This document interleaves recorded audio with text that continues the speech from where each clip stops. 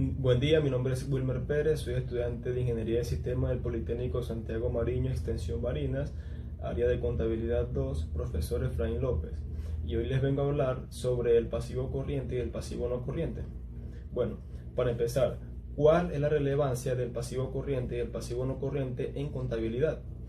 Bueno, desde el punto de vista contable, el pasivo corriente y el pasivo no corriente constituyen deudas contraídas por la empresa.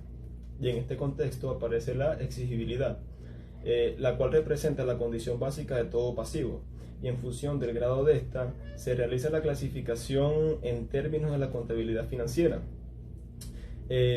tanto en el pasivo corriente como en el pasivo no corriente.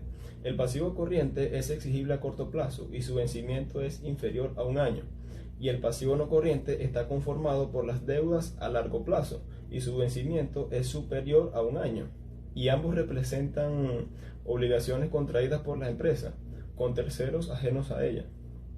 Bueno, por otra parte, cuando se elaboran balances del ejercicio en la empresa, es importante estar atento en el vencimiento de las deudas y distinguir plenamente cuál corresponde al pasivo corriente y cuál corresponde al pasivo no corriente, porque la cual nos permite planificar adecuadamente los pagos en el corto y largo plazo, con el objetivo de evitar problemas de solvencia. Bueno, tres diferencias entre el pasivo no corriente y el pasivo corriente.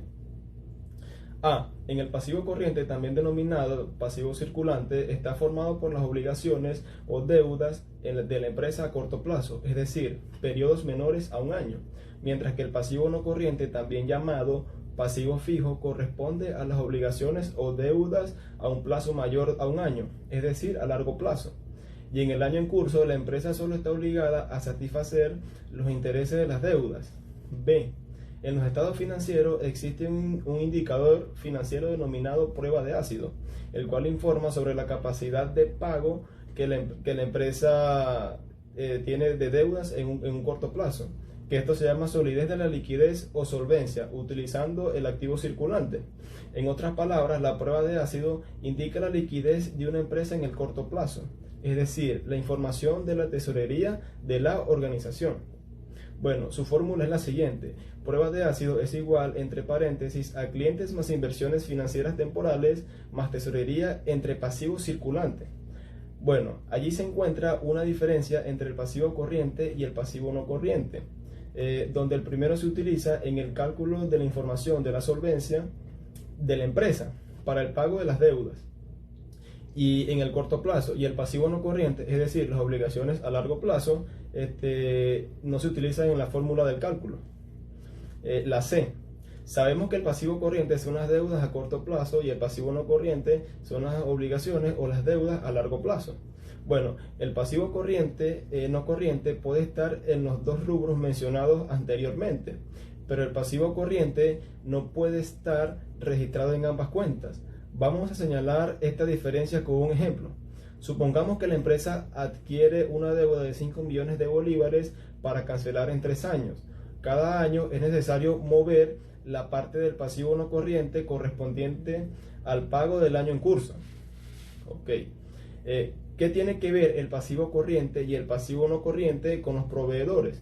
En contabilidad existe la cuenta denominada proveedores, utilizada para contabilizar las deudas por las compras de mercancía o materias primas y por la adquisición de servicios utilizados en el proceso productivo de la empresa.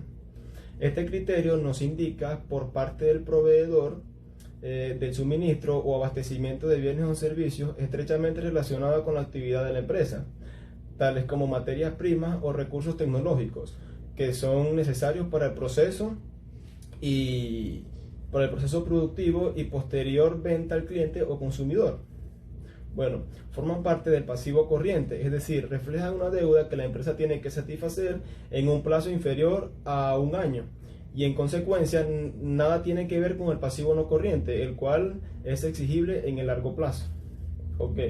¿Qué tiene que ver el pasivo corriente y no corriente con los acreedores?